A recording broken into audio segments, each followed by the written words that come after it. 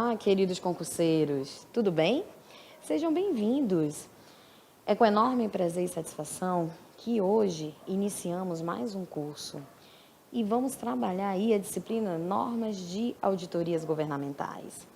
Saiba que esse é o momento correto e mais propício para estarmos estudando para qualquer concurso. Antes de tudo, permitam-me apresentar. Me chamo Priscila Lima, possuo aí graduação em Ciências Econômicas.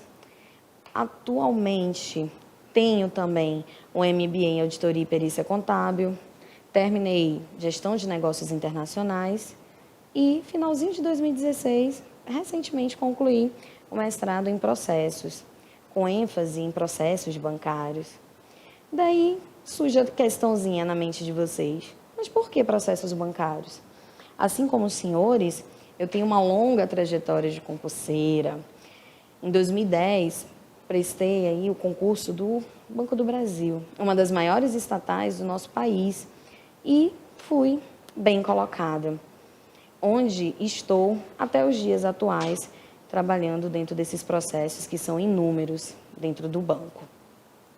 É com muita satisfação também que venho compartilhar um pouco do meu conhecimento com os senhores, através dessa equipe brilhante e competente do Sou Concurseiro e Vou Passar, da qual me sinto honrada em fazer parte. Apresentarei agora aos senhores a estrutura das nossas aulas. Primeiramente, nós começaremos com a descrição do tema, o início de cada aula, vou abordar o título e o que será estudado. Posteriormente, iremos à teoria, que será o corpo da aula, a parte principal, onde será abordado todo o conteúdo sobre as normas de auditorias governamentais. Ao longo dessa teoria, trarei aos senhores questões de bancas variadas. Qual o intuito de resolução de questões? Fixação desse conteúdo. Quanto mais praticarmos, melhor fixaremos esse conteúdo. Serão inseridas também algumas caixas com alertas importantes, tome nota, alguns assuntos quais vocês devem dar maior atenção. E teremos também o nosso resumo teórico. Dentro desse resumo, será apresentado todo o escopo da teoria abordada, de forma a facilitar uma futura revisão para os senhores. Aqui agora, eu vou dar algumas dicas para que vocês tenham aí um perfil, um foco de concurseiro. Em primeiro momento, vocês precisam ter um planejamento. Sonho em passar em um concurso. Preciso passar em um concurso. Eu preciso ser o quê? Ser bem planejado. Quando colocarmos o planejamento no início dos nossos estudos, vamos ter aí uma ideia de como iniciar, como estudar e quais assuntos mais importantes. Posterior a isso, eu preciso adquirir a característica de disciplinado, sair da minha zona de conforto, entender que agora é hora de ser focado, eu tenho um alvo. Monitorar, observar, cuidar das minhas evoluções e dos meus fracassos. Será que eu estou compreendendo esse conteúdo? Eu preciso voltar na aula, anotar onde eu errei? Essas são algumas características que precisamos para termos aí um bom desempenho, ok? Então vamos à disciplina. Aspectos introdutórios à auditoria. Nesta aula, nós vamos dar início ao nosso estudo e nós precisamos entender, de alguma forma, como se deu essa evolução da auditoria no mundo e no Brasil. E o porquê de ela se tornar tão relevante dentro dos nossos dias atuais. Essa explicação também vai ser bem necessária para que os senhores possam ter o entendimento desse assunto. Eu não posso falar de normas de auditoria governamental sem antes falar o que é uma auditoria. Por que essa auditoria surgiu? De onde veio essa auditoria? Ok? E isso nos facilitará aí fixar alguns conceitos que serão apresentados. Vamos lá. Então, galera, como foi que surgiu essa atividade da auditoria? Nós temos aí uma consequência de necessidades que fizeram com que a auditoria viesse a surgir. Muitas necessidades de confirmação de registros se deram em grande parte por fatos e atos contábeis. Ou seja, nós passamos a ter uma incorporação de grandes empresas dentro do nosso país, o mundo passou a ter uma grande evolução e houve-se então a necessidade de quê? De cuidar desses resultados apurados. Criaram-se taxações de impostos, tributos, taxas, e essa evolução ocorreu paralelamente a um desenvolvimento econômico central da humanidade. Ou seja, como as pessoas, as empresas e os governantes podiam ter controle de alguns registros contábeis. Como que eles iam ter garantias de proteção do seu patrimônio? Um outro ponto a destacar aqui da auditoria, que para se conhecê-la, como ela é vista atualmente, deve-se analisar o seu processo histórico. Nós precisamos entender a origem e o motivo pela qual ela se tornou uma atividade importante e necessária para o bom andamento aqui dos negócios, de maneira geral. Não posso dizer que auditoria não é porque nossa disciplina é auditoria ou normas de auditoria governamental que a auditoria seja necessariamente apenas para o serviço público. Não. Existem auditorias tanto para a esfera pública quanto privada. Ok, pessoal? Mais adiante, a gente vai falar um pouquinho dessa atividade em si. Vamos começar aqui pelo ponto de partida. Origem e evolução da auditoria. Ativando aqui a canetinha para que eu faça aqui com os senhores sempre um acompanhamento, correto? Nós vamos agora marcar alguns pontos que precisam ficar bem fixos na mente dos senhores. Onde é que se deu? Apesar de nós não possuirmos uma autoria ou grandes bibliografias dizendo ao certo onde ela surgiu, nós temos aqui precursores da auditoria que afirmam que a Inglaterra, observem bem, pessoal, a Inglaterra, ela originou a atividade. Mas por quê? Cruz, ele afirma aqui nessa grande citação que a fiscalização das receitas públicas e do Tesouro, a conferência de valores monetários, arrecadados e verificados, da capacidade financeira dos cidadãos em função do elevado apetite do trono pelos gastos na corte, ela começou ali, na era monárquica, na Inglaterra. Correto? Mais além, nós temos aqui Crepaldi. O que Crepaldi ele traz sobre a origem e evolução da auditoria, pessoal? Crepaldi nos diz que, na Inglaterra, por ato do parlamento, o rei Eduardo outorgava direito aos barões para nomear seus representantes oficiais. A aprovação destes auditores era atestada em documentos que constituíram os primeiros relatórios de auditoria, denominados probatur sobre as contas. Documentos atestam ainda que o termo auditor originou-se no final do século XVIII, na Inglaterra, sob o poder deste rei que mencionava o termo auditor sempre que se referia aos exames das contas, alegando que se essas não existissem ou que se não estivessem corretas, iria punir os responsáveis. Tudo nos leva a crer que partiu dali, desse grande país, o principal advento da atividade da auditoria. Nós encontramos aqui, dentro dessa origem e evolução, que, apesar de nós termos atividades simples dentro da esfera comercial ou industrial, mesmo que antes da revolução, mesmo antes da era, desse mundo tão globalizado, já se havia necessidade de se ter esse controle, de se ter essa fiscalização, de se ter auditoria embutida, correto? Então, o que acontecia, mesmo ainda naquela época, pessoal? Naquela época, onde atividades de comércio e indústria eram básicas. Observem bem, pessoal. Aqui, quando nós utilizamos esse conceito básico, a referência de básico e simples, é porque necessariamente nós não tínhamos volume de informações e eram básicos os processos.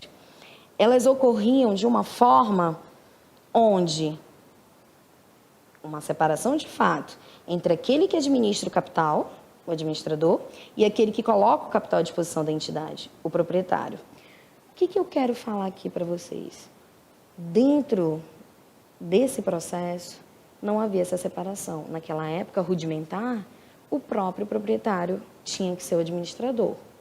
Observem bem, esse cenário começou a mudar após a Revolução Industrial. Nós passamos a ter uma expansão, pessoal. Observem a palavrinha expansão capitalista, quando surgem fatos contábeis e societários complexos. Ou seja, eu passo a ter aí a presença da figura do investidor. Eu passo a ter, nesse momento, um maior volume de capital. Nós tínhamos aqui, dentro dessas corporações, ao passo que elas começam a se expandir, nós vamos ter aí uma distinção clara entre o proprietário e o seu gestor. Houve-se a necessidade de quê? De prestar-se contas e apresentar-se informes financeiros e contábeis fidedignos para que a sociedade fosse criada. Para que as empresas começassem a trabalhar, o primeiro critério foi, então, utilizar a transparência, mostrar os seus dados, aquilo que você tem de ativo. Isso era a principal maneira de atrair. Isso era a principal forma de adentrar grandes mercados. Um outro ponto que a gente pode destacar aqui dentro dessa origem, dessa evolução, era o aumento de quê? Dos negócios e o distanciamento do proprietário. Como eu falei agora há pouco para os senhores, o gestor desse patrimônio, ele precisava influenciar decisivamente, correto? De que forma ele ia administrar.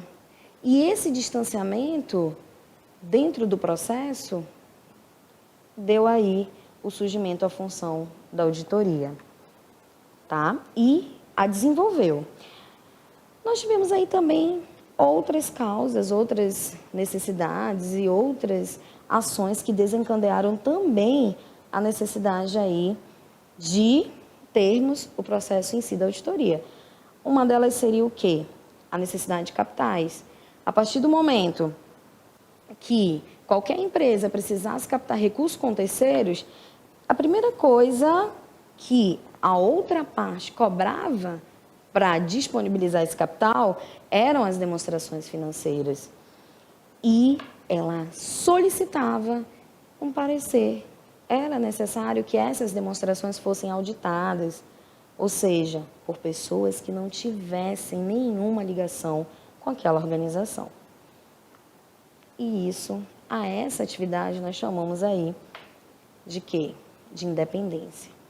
Vou dar um exemplo aqui para ficar mais claro para os senhores. Aqui nós temos um exemplo clássico. Imagine que você tenha um dinheiro sobrando. Imaginem. Sei que é difícil.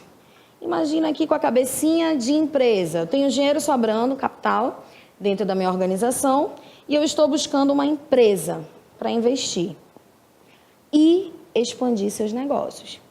Na sua busca, encontra duas empresas, A e B. Observem que eu já coloco para vocês aqui, ó, um alertinha de um exemplo para tentar colocar na cabecinha dos senhores como se deu esse processo de origem e evolução. Voltando aqui para o exemplo, você vai lá, busca investir e encontra essas duas organizações, empresa A e B, correto?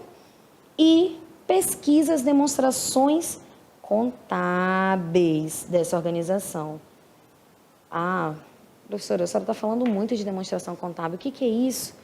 É toda a vida financeira daquela organização. Quando você olha uma DRE, uma demonstração do resultado do exercício, ou um patrimônio líquido, você vai conseguir ver o que aquela empresa tem de quê? De passivo, que são as suas obrigações, e de ativos, que são os seus direitos. Você vai ver se de fato vale a pena investir, correto? Descobre que a empresa A publica suas demonstrações sem uma análise de um profissional independente. Ela vai lá, publicou, mas ela não teve nenhum responsável legal, ninguém que fizesse uma análise antes. Enquanto a empresa B, ela publica tais demonstrações após serem analisadas por uma pessoa de fora da empresa, por um profissional independente. Essa pessoa, ela tem uma reputação ilibada, ou seja, não tem interesse nenhum particular dentro da organização. E é emitida aí uma opinião imparcial sobre essa empresa. assim como sobre as informações as quais essa empresa possui. Pergunto a vocês, ou a você investidor, em qual empresa você depositaria sua confiança e investiria? Observem bem. Se a resposta dos senhores, prestem bem atenção, for a empresa B, nós estamos começando a entender aí o papel da auditoria. Ah, professora, mas fica aquele pontinho de interrogação. Mas por que a empresa B? Observe que a A, ela apenas publica. A bel prazer o que ela acha importante. A empresa B coloca suas demonstrações contábeis feitas por um profissional. Ela já publica tais demonstrações após serem analisadas por uma pessoa de fora da empresa. Como eu bem disse anteriormente, reputação ilibada e sem interesse particular nessa organização e emitida uma opinião imparcial sobre elas. Notem aí que já está começando a ocorrer atividade de auditoria, mesmo que seja uma outra modalidade. Como eu disse aos senhores, nós não temos só auditorias públicas. Nós vamos ver isso ao longo do curso. Pois bem, saindo desse exemplo, nós conseguimos chegar então, pessoal, ao quê? A uma característica dessa auditoria. Vamos lá? A auditoria é responsável por dar segurança de que essas informações apresentadas pelas, observem bem aqui, pessoal, segurança apresentadas pelas entidades mereçam fé, são fidedignas e representam uma real situação patrimonial, financeira e econômica. Se nós não tivermos um parecer técnico exclusivo desse auditor, nós não teremos uma confiabilidade. Não teremos aí sequer como trabalhar, como atrair investimentos, nem tão pouco como investir. É daí que surge, então, a profissão de auditor, profissional responsável aí em analisar as contas e emitir uma opinião. Ok, pessoal? Vamos, então, para o nosso primeiro exercício? Vamos tentar fixar um pouquinho. Eu trouxe aqui para vocês uma questão que foi cobrada lá, foi feita pela CESP em 2013, em um dos seus concursos, onde ela coloca o seguinte questionamento. A origem da auditoria nas empresas está associada ao aumento do seu tamanho e à sua expansão geográfica. Vamos ler? Ele diz aí que a origem da auditoria nas empresas está associada ao aumento, voltando ao aumento aqui, vamos tentar marcar um pouquinho essas duas palavrinhas, aumento do seu tamanho e a sua expansão geográfica. Circunstanciais que favoreceram o surgimento de administradores profissionais que não se confundem com os próprios acionistas. Raciocinando bem, a CESP ela me diz que daí teve origem atividade de auditoria. Será? A gente sabe que a CESP ela é uma banca que sempre faz esses questionamentos duvidosos, que pode ter uma palavra ou outra que faça nos errar ali, não é mesmo, concurseiros? Nós vamos então para a resolução dessa questão. Vamos lá para a resolução. Olhem bem aqui para o seu slide, como o próprio exercício já disse, para tentar fixar. Veja que a questão trata exatamente daquilo que eu acabei de falar para os senhores, certo? Nós falamos de globalização, falamos de necessidades, falamos o que originou, o que deu aí vazão à criação do processo de auditoria, da atividade em si, do profissional. Falamos aqui da necessidade de que as demonstrações financeiras fossem analisadas por profissionais que estivessem fora das organizações, ou seja, nenhum contato com a mesma. E falamos o quê? De credibilidade aos números apresentados para os investidores. Falei para os senhores exatamente o que a CESP está cobrando aqui. Gabarito correto. Exatamente aquilo que nós frisamos. A origem se deu aí, a origem da auditoria, pelo aumento do seu tamanho e a sua expansão geográfica circunstancial. Isso foi favorável, ok? Essa necessidade, esse surgimento, dividiu aí, separou então o proprietário do administrador. Seguindo mais adiante, observem aqui que eu botei uma notinha para os senhores. Vamos fazer uma síntese, um resumo teórico disso aqui? Tomem nota, pessoal. Isso aqui é muito importante para que seja anotada essa síntese. Vamos lá? Qual foi a causa? Se futuramente vocês se depararem com essa questão, a causa da evolução da auditoria foi devido ao quê? Ao desenvolvimento econômico dos países, do crescimento das empresas e expansão das atividades produtoras, gerando crescente complexidade na administração dos negócios e de práticas financeiras. Observem as palavras. Causa da evolução da auditoria. Tomem nota, anotem, fixem. Desenvolvimento econômico, crescimento das empresas, expansão das atividades produtoras, o que gerou aí uma complexidade desses negócios, fazendo com que as práticas financeiras passassem a sentir necessidade do processo aí de análise. Ok, pessoal? Vamos seguindo ainda falando dessa evolução. Surgiu aí, dentro dessa questão, depois que essa atividade começou a ser prática, nós começamos a mudar todo um cenário mercadológico. E isso foi aí sendo algo que mexeu com todas as esferas, com todos os setores. Quando nós falamos em mercado, falamos em auditoria, nós estamos falando de diversas empresas, diversos segmentos negociais. Então, essa inserção de filiais e subsidiárias estrangeiras que adentraram o nosso país, ou até mesmo empresas nossas que foram para outros países, elas também surgiram aí dentro desse processo, tá, pessoal? A auditoria ela se desenvolveu pelas mesmas razões atribuídas ao desenvolvimento ao redor do mundo, em razão dessa expansão empresarial, como bem vimos, certo? Ela também passou a ter o quê? Um paralelo a esse ganho de capital. Passou-se a ter aí uma importância significativa no processo de quê? Atração comercial, bem como confiabilidade, bem como aqui os primeiros organismos reguladores e o marco normativo, para tentar aí minimizar o nosso conflito e o ambiente societário. O que passa a ter aqui dentro desse processo, pessoal? Nós passamos a ter, então, como nós vamos ver adiante, um caráter ali todo especial, legislativo, para estar aí dando amparo.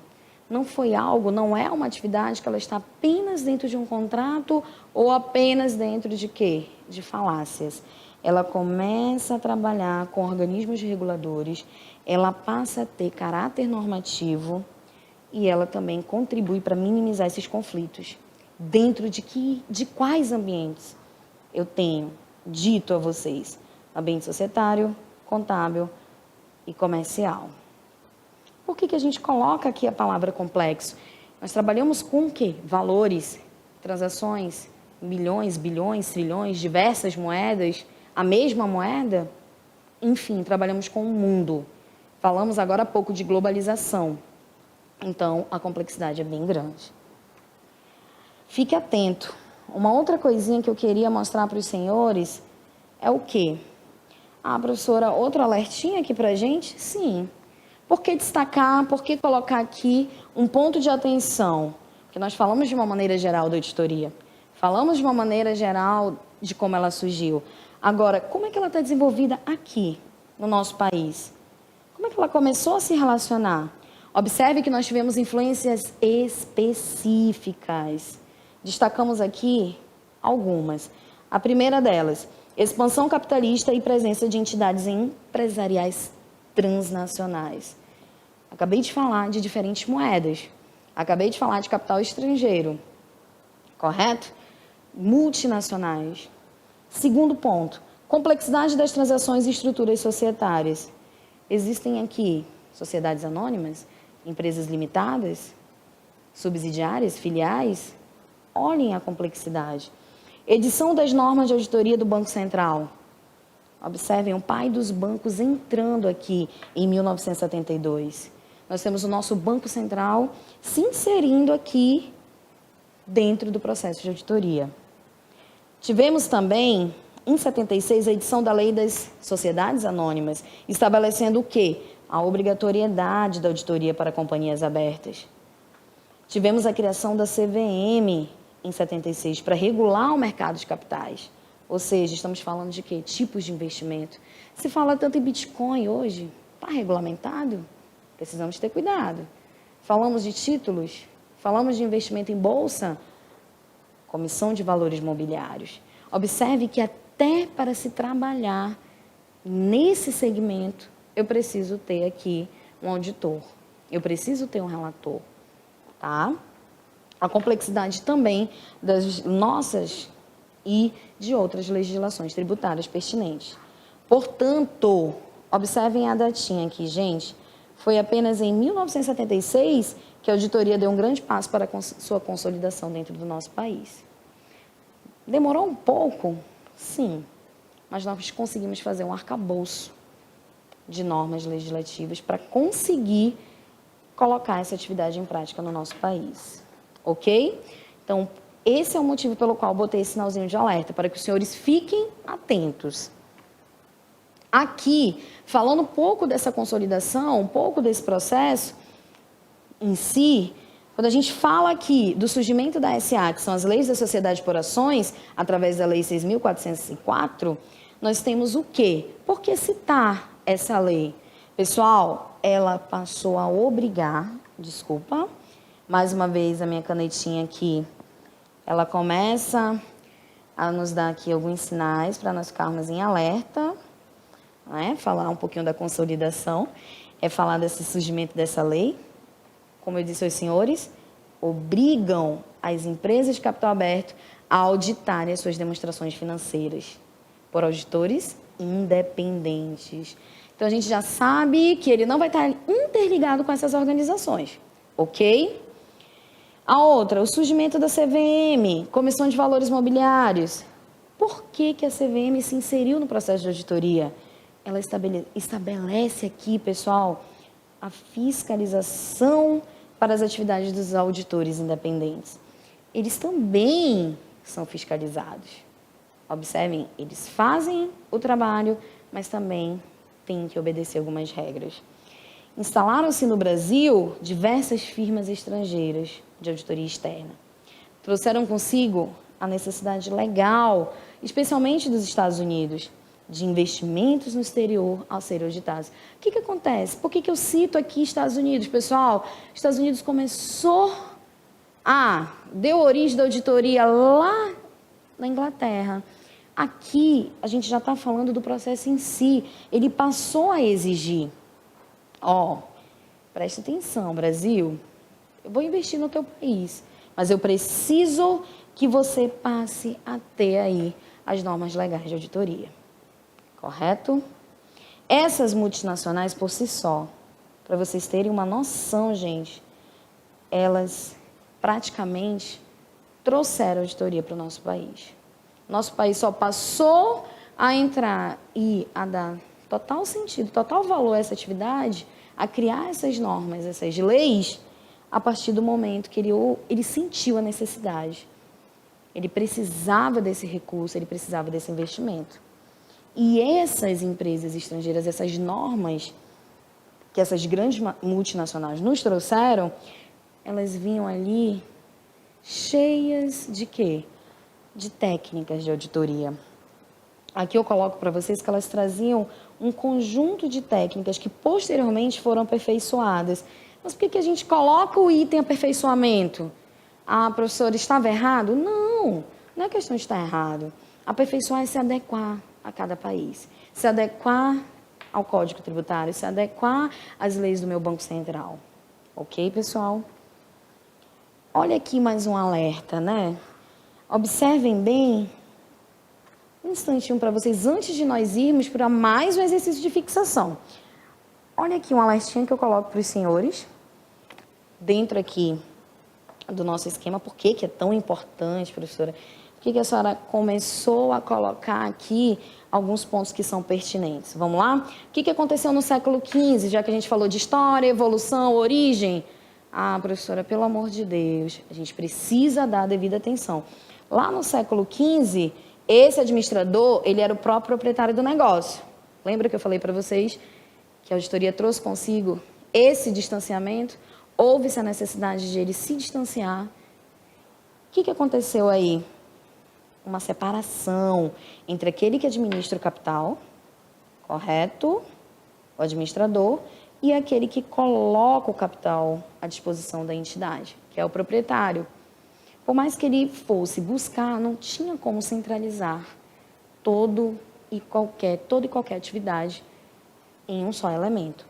Um outro ponto, o que a gente pode destacar ao longo desse tópico, dessa aula, ainda falando dessa origem, da evolução, o que ocorreu que foi chave no século XVIII e XIX? Nós tivemos aí uma revolução industrial e surgiram, essa revolução, ela trouxe aí para a gente vários fatos contábeis e societários, né? Bem complexos. Sistemas de controle internos foram criados, algo que nós vamos ver bem daqui a pouquinho, a gente vai falar um pouquinho também dessa parte de controle. Nasceram também figuras importantes, nasceram aí a figura do investidor, que eu havia falado dentro do contexto. O auditor passa a ser essencial para garantir aqui a integridade desses investimentos, correto? Porque, mais uma vez, eu digo que isso é importante. Sempre, gente, como eu coloquei lá no início da nossa aula, eu vou estar sempre tentando sintetizar para os senhores o que é mais importante, o que vem sendo cobrado em banca, ou até mesmo o que foi cobrado em certames anteriores, tá? Aqui, já em meados do século XX, o que aconteceu? O Brasil, observem bem, a auditoria ganhou força pelo fato da Lei 6.404 estabelecer a obrigatoriedade. Eu já estou falando da Lei das SAs, correto? Submetidas à auditoria de suas demonstrações contábeis por auditorias independentes. Observem bem, nós temos aqui que olhar para esse sinal de alerta. É importante nós destacarmos isso. Vamos tentar fixar agora um pouco? Vamos pegar mais uma vez aqui uma questão da CESP, eu gosto bastante aqui.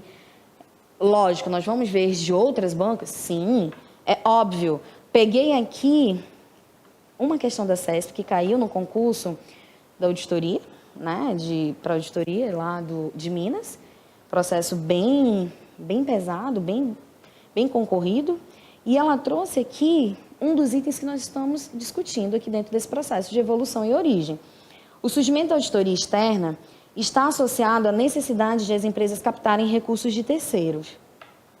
Então, pessoal, será que o surgimento da auditoria externa ela está associado à necessidade das empresas captarem recursos de terceiros? Vamos tentar resolver, né? Veja que a justificativa para a exigência que as demonstrações financeiras da entidade fossem analisadas por profissionais independentes foi exatamente a necessidade de captação de recursos de terceiros. Então, essa questão está corretíssima, porque compõe um dos itens de quê? Do surgimento da auditoria, correto? Observem aqui, pessoal, o destaque, auditoria externa. Lá na frente nós vamos ver essa diferenciação, não se preocupem.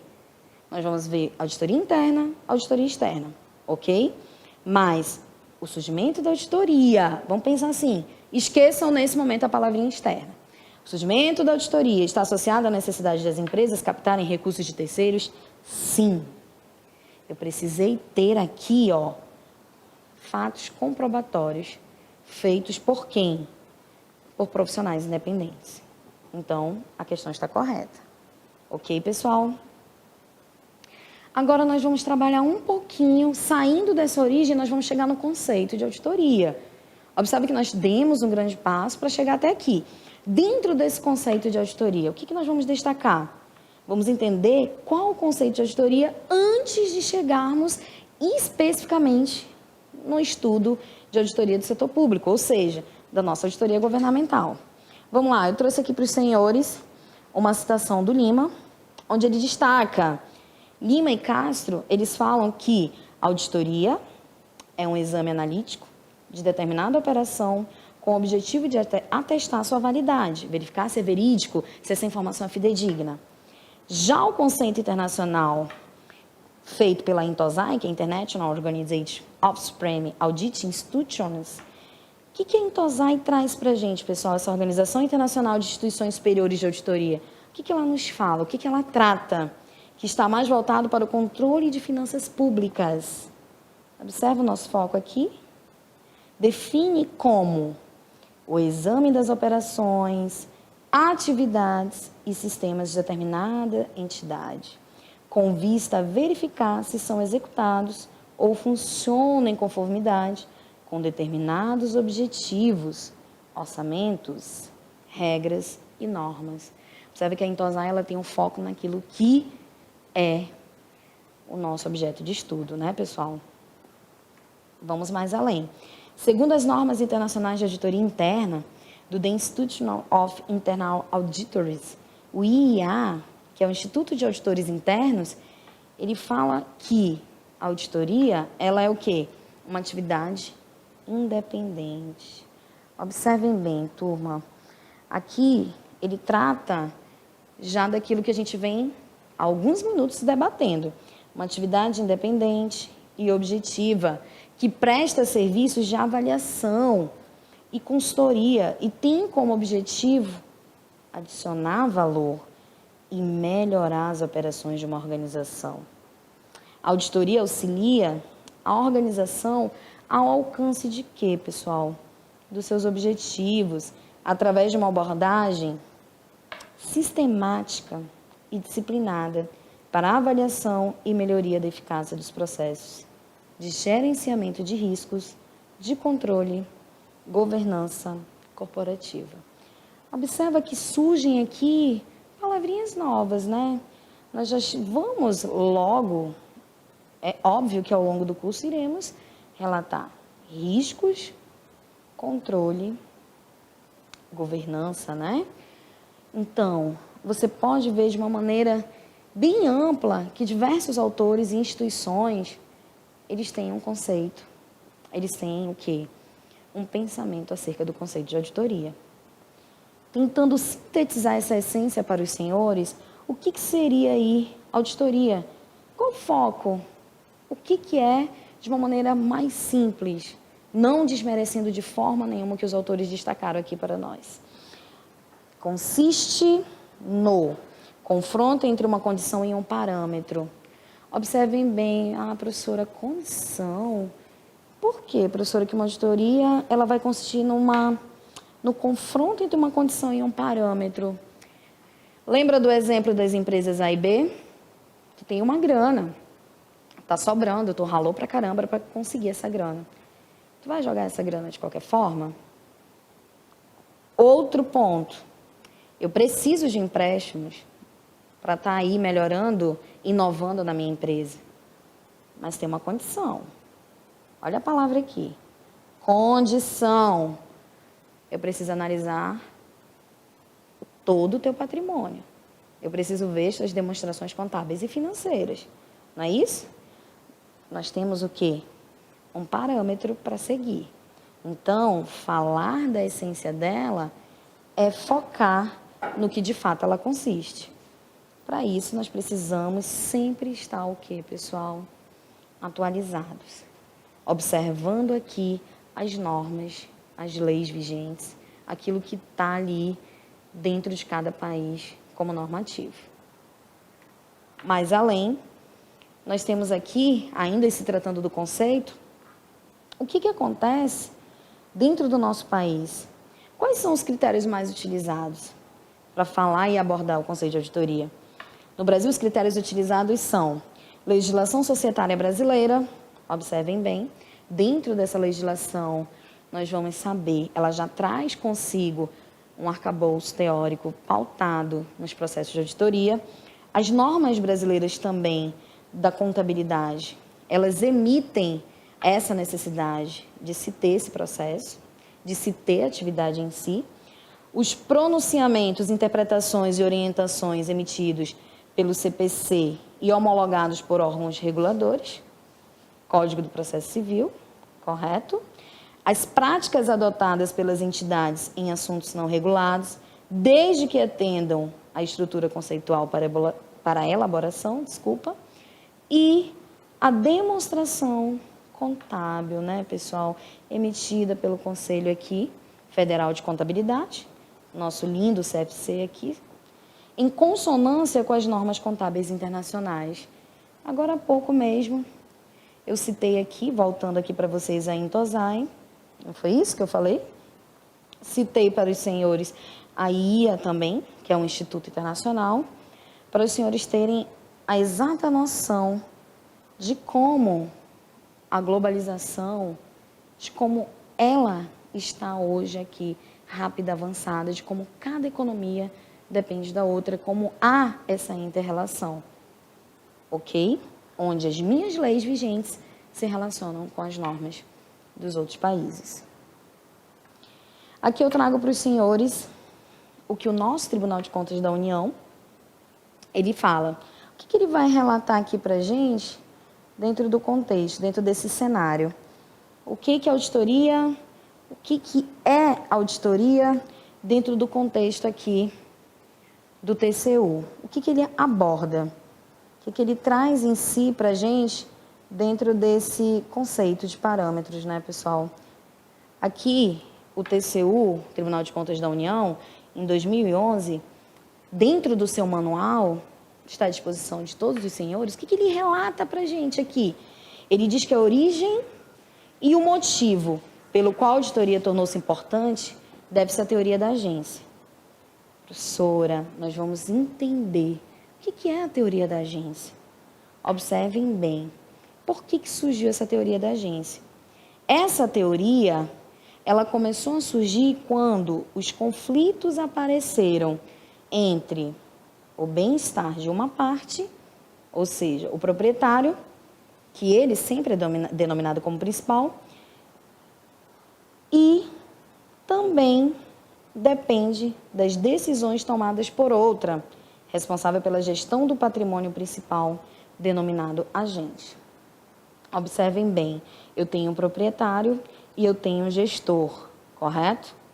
Eu tenho o principal, que ele passa os recursos para o agente que está aqui fazendo a gestão desse patrimônio, e eu tenho aqui, como gestor do patrimônio do principal, uma prestação de contas. Eu tenho que apresentar aqui, ó, tudo que é executado dentro dessa organização. Mas além, para que fique bem mais esclarecido, vamos entender um pouco mais aqui a teoria da agência. Embora o agente deva tomar decisões em benefícios do principal, muitas vezes ocorrem situações em que os interesses dos dois são conflitantes, dando margem a um comportamento oportunista. Olhem a palavra, pessoal. Dando margens a um comportamento oportunista por parte do agente. Tá? Segundo Peters, o que ele fala sobre o conflito da agência? Ele destaca aqui, esse autor, que existem esses conflitos desde o quê? Desde que as empresas passaram a ser administradas por agentes distintos, que não eram seus proprietários, há cerca de 100 anos. Observem bem, não significa dizer que eu ainda não tenho nenhum tipo de complexidade, nenhum tipo de conflito hoje. Por essa época começou a ser delineado o conflito de agência, em que o agente recebe uma delegação de recursos e tem por dever dessa delegação que gerenciar estes recursos mediante estratégias e ações para atingir os seus objetivos. Tudo isso mediante uma obrigação constante de prestação de contas. Por mais que eu te passe um recurso, por mais que eu te dê um dinheiro, como é que funciona o nosso dia a dia? Se eu for levar para uma pessoa física, se você possui um salário, você paga mediante X valor, você passa o quê? Prestar contas com a União. Você passa a pagar o seu imposto de renda, correto? Você precisa dizer e explicar o que foi feito, mostrar para a Receita Federal o que está sendo feito com esse recurso, a origem desse recurso. Mais adiante, ainda falando um pouquinho da teoria da agência. A obrigação constante dessa prestação de contas, observem bem, pessoal, a obrigação constante, aqui ó, constante, aqui se refere Peters, denomina-se o quê? Relação accountability. Observem a palavrinha accountability. Pessoal, diversos autores falam dessa teoria de accountability. Por que falar dessa relação? A partir do momento que eu falo em accountability, eu estou querendo relacionar a transparência, as boas práticas. Sabemos que hoje estamos centralizados em um país com uma alta taxa de corrupção. Não é que os demais países não tenham. O Accountability surgiu porque o processo necessitou de quê? De contínua demonstração. Observem bem, por parte desse agente, de que sua gestão está alinhada às diretrizes previamente fixadas pelo principal. Será que, se tivéssemos ali a cultura e o hábito de já falar da origem dos valores, de já falar da destinação dos recursos, será que haveria necessidade de auditoria? Será que haveria necessidade de existir a relação do accountability? Não necessariamente seria um processo obrigatório, mas esse conflito entre os agentes, entre a sua ação, que nem sempre é fidedigna, deu vazão à teoria da agência e deu aí vazão à criação da accountability. É com base nessa teoria da agência que o Escritório do Auditor-Geral do Canadá, ele conceitua a auditoria no modo lato sensu, ou seja, como uma ação independente de um terceiro sobre uma relação de accountability, objetivando expressar uma opinião ou emitir um comentário. Ele descreve aí pra gente emitir esse comentário ou sugestões sobre o quê? A relação. Será que está sendo obedecida? Ele trata aqui, esse auditor-geral do Canadá, pessoal, trazendo para a nossa realidade. Ele fala que essa relação, essa ação independente de um terceiro, ela foi para objetivar o quê? A opinião e o parecer dentro do quê? Das normas de uma auditoria. Veja esse conceito esquematizado nessa ilustração que eu vou trazer para os senhores. Aqui, agora, eu coloquei aqui para vocês, com base no nosso Tribunal de Contas da União, um esquema onde eu boto a nossa atividade, correto? Aqui dentro desse nosso organograma, ela tem uma posição de destaque, a nossa auditoria. Atrelado a isso, nós temos aqui os links, onde eu tenho o principal, o delegante, eu tenho a relação do delegante com o agente, o delegado. Observe que aqui, dentro do conflito entre esses agentes, eu tenho a relação da accountability. Ou seja, a auditoria é um instrumento de governança para reduzir o conflito de agência. Correto? Ela é o quê? Um mecanismo principal. Ela é um mecanismo do principal e não do agente. Se nós formos falar aqui, o principal é quem, gente? Observem bem. No momento que ele faz uma delegação, entendamos, no momento que o principal, ao fazer uma delegação de recursos, busca na confirmação de um terceiro independente uma asseguração de que tais recursos estão sendo geridos mediante estratégias e ações adequadas para atingir os objetivos por ele estabelecido. Mais ainda, o principal, portanto, ele passa a ser o cliente da auditoria. Ele tem ali o foco central. Observem que o agente, o delegado, ele faz toda a atividade. Eu já sei que o meu principal liberou os recursos é o proprietário. Ah, professora, que confusão é essa? Por que o principal, então, ele é o cliente da auditoria? Porque ele liberou os recursos. Ele em si é dono dos recursos. Eu tenho um administrador trabalhando, mas o foco central ali da minha atividade de auditoria é o meu principal. Observe que pensar e agir como dono, não dono de propriedade, mas dono moral, é pensar como accountability. Como eu falei para os senhores agora há pouco, pessoal, não necessariamente, se tivéssemos atitudes plausíveis, corretas, coesas, a atividade em si não seria de tanta obrigação, de tanta obrigatoriedade, de tantas regras com leis implementadas. Nós poderíamos fazer o processo ocorrer sem ter tantas normas, mas infelizmente, dadas as características, dado o conflito, não só o conflito da teoria dos agentes, isso aqui é um exemplo da nossa teoria, mas dado todo o processo que nós já conhecemos, nós precisamos ter, sim, esse arcabouço bem definido. Vamos falar um pouquinho aqui da contabilidade, tá, pessoal? Ainda falando desse grande processo. Dentro da nossa Constituição, falar um pouquinho em relação à contabilidade, ela está bem positivada, ou seja, ela está bem interligada no artigo 70, Constituição Federal de 88, pessoal, o parágrafo único. Do que trata ali o artigo 70? Você pode estar se perguntando. A fiscalização contábil e financeira, orçamentária e operacional e patrimonial da União será exercida pelo Congresso Nacional. Observem bem o que trata aqui esse artigo. Será exercida pelo Congresso Nacional. Observe. Mediante controle externo e pelo sistema de controle interno de cada poder. Parágrafo único. Prestará contas. Qualquer pessoa física ou jurídica,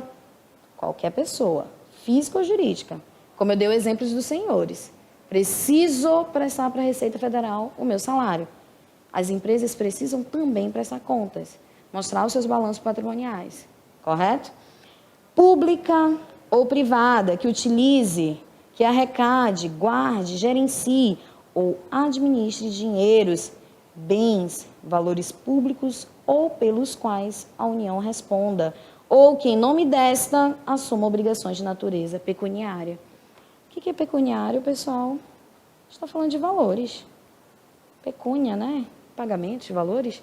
Observe que onde há valores, onde há mensuração de dinheiro, onde há circulação de bens, sejam eles físico, jurídico, público ou privado, eu estou tendo a inserção da relação da contabilidade, ou seja, a prestação de contas.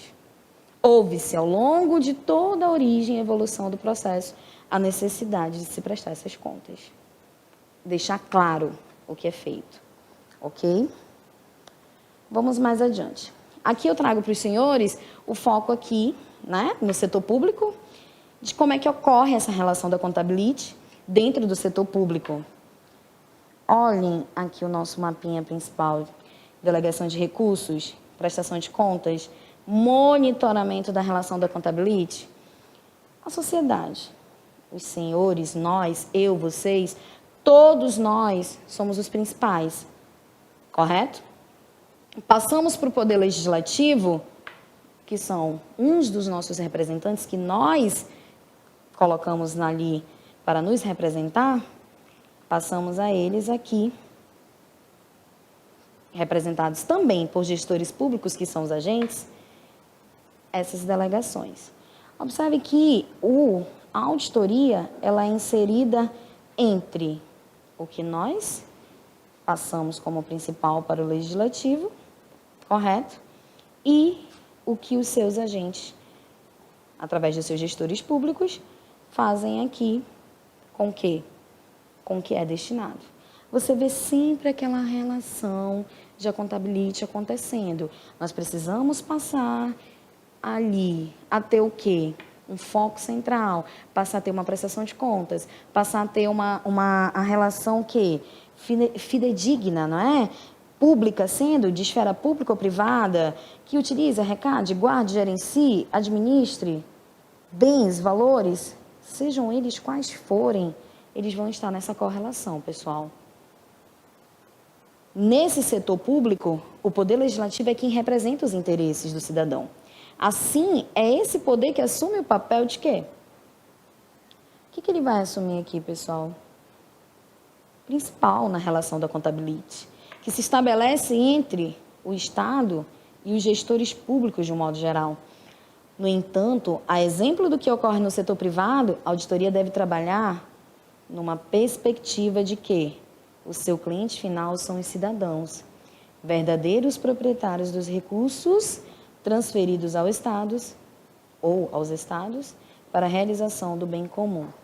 Voltando à nossa figurinha, observe aqui que nós somos objeto central dessa auditoria. Por que clientes dessa auditoria pública? Por quê? Porque somos donos dos meios de produção, temos ali inseridos, passamos ali como principal para os nossos agentes, entramos nessa relação de contabilidade, num conflito da teoria das agências, teoria da agência? Sim. Essa é uma representação esquemática do que ocorre dentro da nossa sociedade. Aqui, nós temos também, a título de exemplo, a relação de accountability no setor privado, representando o quê? A delegação dos recursos, a prestação de conta e o monitoramento dessa relação. Nós temos os acionistas de um lado, diretoria executiva de um outro. Centralmente, eu tenho o conselho de administração e, é óbvio, passando aqui, a auditoria, correto? O que nosso esquema vem trazer, pessoal? Observem, nessa empresa privada, nesse exemplo aqui, nesse modelo clássico que nós estamos trazendo, o que está acontecendo? Essa relação do accountability, ela ocorre nessa esfera privada, de que forma? Acionistas e diretoria. Numa empresa privada, os recursos são aportados pelos acionistas, proprietários que elegem um conselho de administração para representar os seus interesses. E esse conselho, por sua vez, ele vai fazer o quê? Vai assumir um papel principal, digamos, nessa relação da accountability, que se estabelece com o quê? Com a diretoria dessa entidade, representando aí diretores, presidente, enfim. Apesar de se reportar ao conselho dessa administração, na condição de representante dos acionistas, a auditoria ela deve trabalhar o quê, pessoal?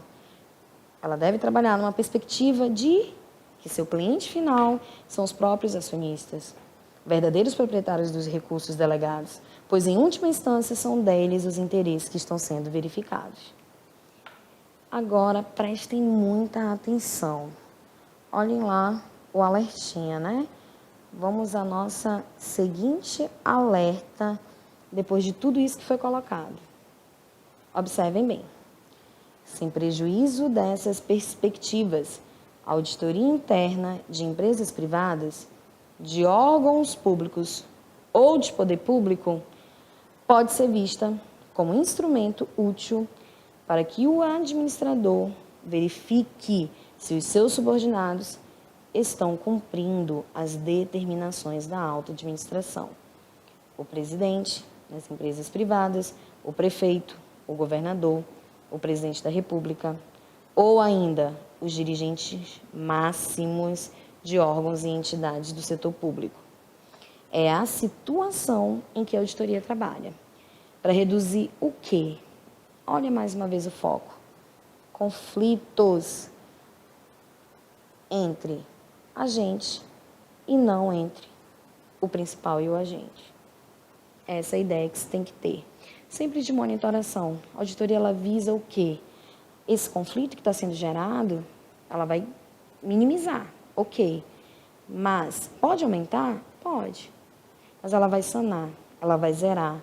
Até porque eu preciso saber se as normas, se todos os critérios, se todas as determinações estão sendo feitas de maneira correta. Esse aí o aspecto central aqui, pessoal, de toda a teoria das agências, de toda a relação entre a accountability.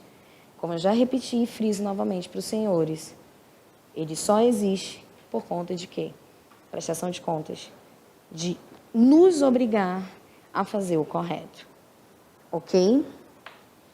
Mais ainda, em se tratando do mesmo, o entendimento sobre para quem a auditoria monitora uma relação de accountability é fundamental para se entender questões. Quais questões, professora? Quais a senhora destacaria aqui dentro do nosso processo?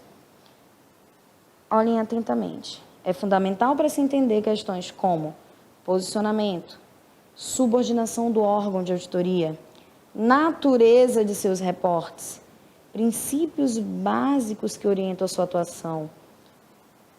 Quais seriam esses princípios? Independência, objetividade, ética, imparcialidade de seus julgamentos e opiniões. Nós temos a cobrança da atividade, sim, como já foi citado, mas temos também aqui alguns preceitos básicos do meu auditor. Eu tenho princípios norteadores para que essa atuação ela seja trabalhada de maneira independente, objetiva, ética, imparcial. O meu parecer técnico como auditor, ele precisa ter aí, no mínimo, essas características.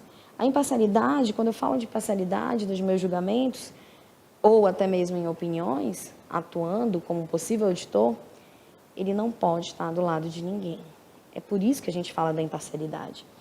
Aqui, o papel de monitorar, referindo-se a essas relações de accountability, o que a auditoria ela vai estar ali quando se trata desse papel de monitoração? Ela deve atuar com base em princípios éticos e técnicos rigorosos, pois o público e as entidades auditadas esperam que a conduta e o enfoque da auditoria sejam irretocáveis, não suscitem suspeitas e sejam dignos de respeito e confiança. Ok? Chegando então aqui ao conceito de auditoria governamental.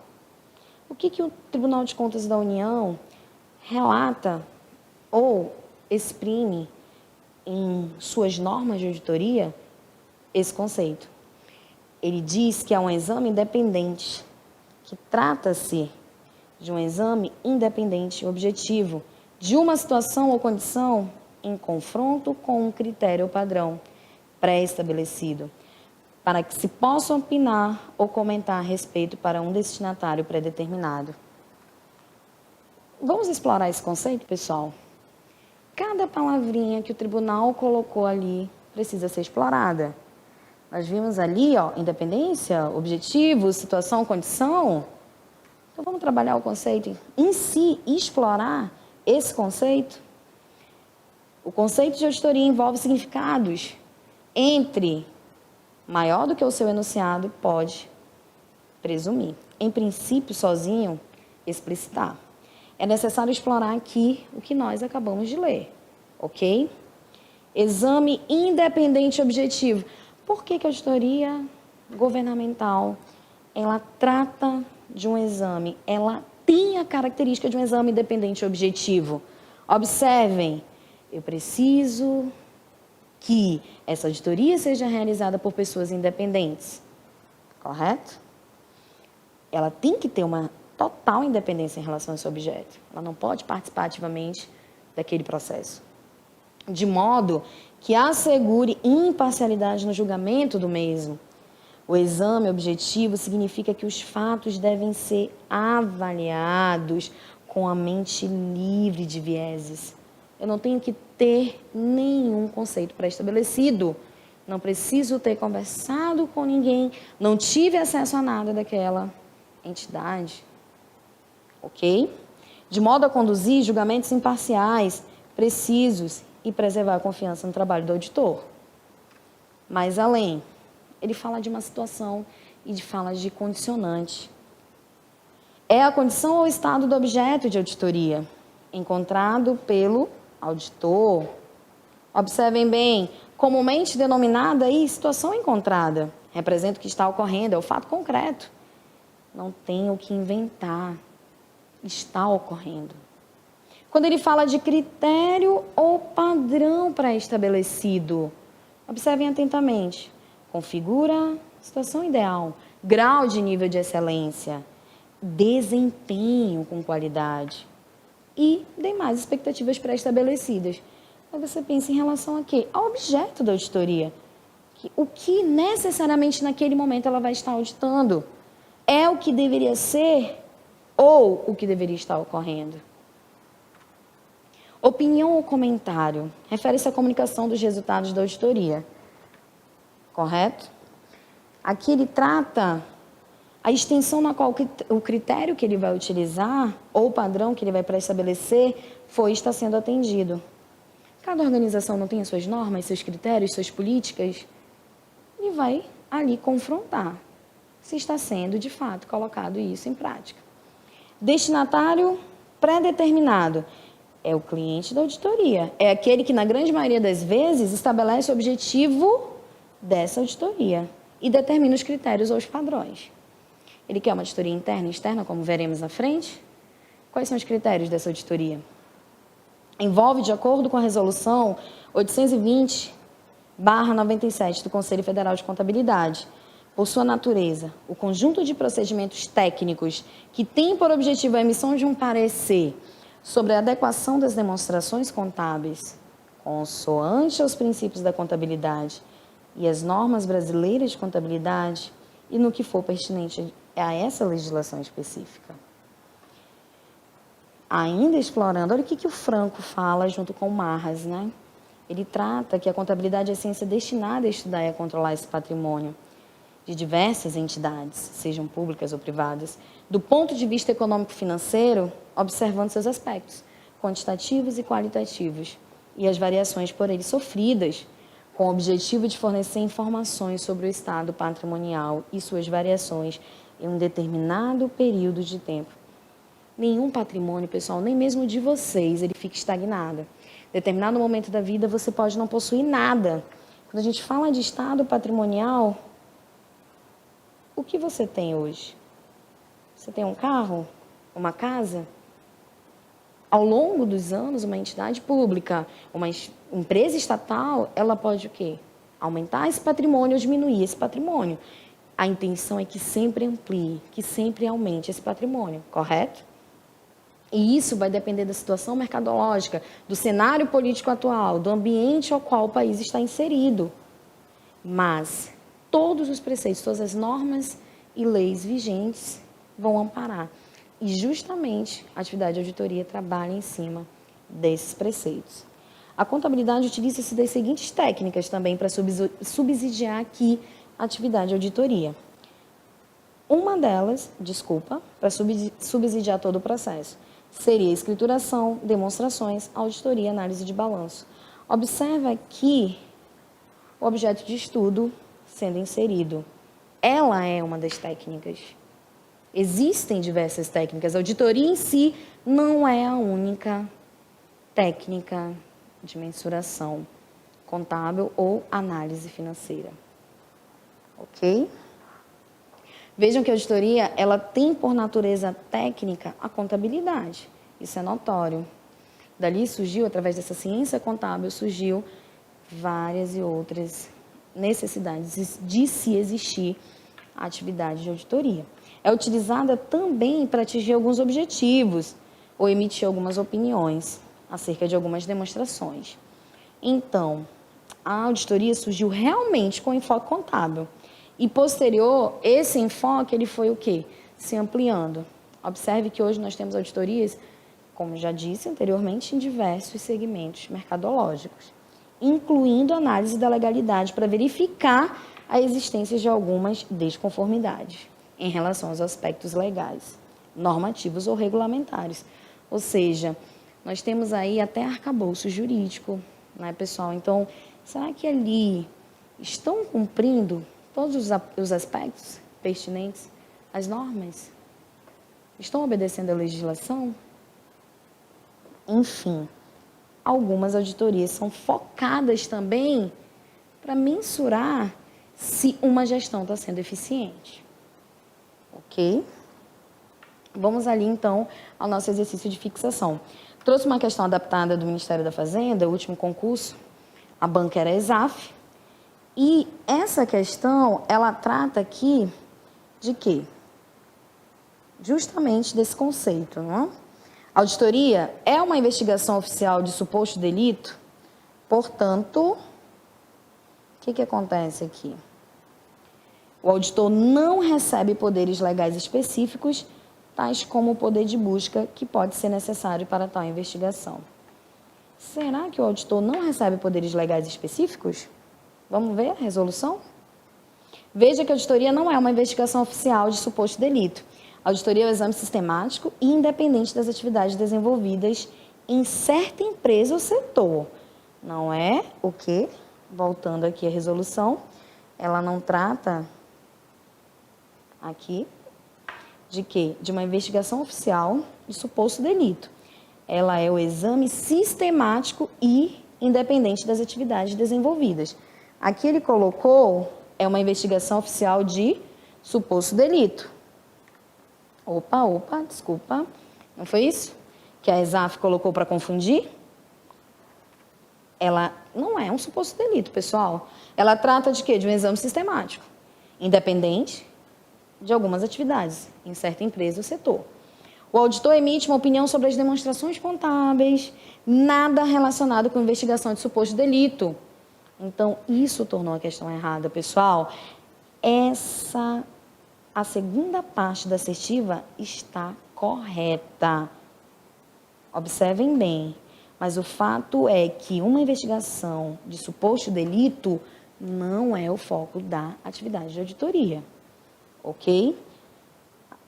Porém, a primeira parte, como citei os senhores, está errada, o que caracteriza ali questão errada. A segunda parte da assertiva está correta, o auditor não possui poder legal de busca. Por fim, pessoal, vamos fechar essa aula que foi um pouco extensa para falar da origem da evolução, para trazer para os senhores aí um conceito mais amplo, para tentar ali focar mesmo no que é uma auditoria. E no próximo bloco nós vamos voltar ali falando de controle, ok? Até a próxima, pessoal!